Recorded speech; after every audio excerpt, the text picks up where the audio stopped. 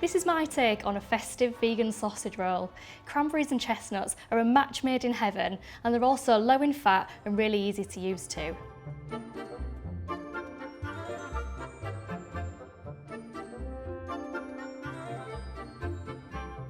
Preheat the oven to 200 degrees, gas mark 6. Into a pan, add a little sunflower oil and a chopped small onion and cook over a medium heat. Add in the dried sage, give it a good stir and allow it to cook for a couple of minutes for the onion to soften. Add in the chopped chestnuts, season with some sea salt and black pepper. Lay one sheet of the phyllo pastry out onto a flat wet top and then brush a little bit of sunflower oil over the top. Place second sheet of phyllo pastry over this one. Take some cranberry sauce and place some just onto the pastry. Leave about a 4 cm gap at the top of where you put in the cranberry sauce. This helps you to roll the pastry.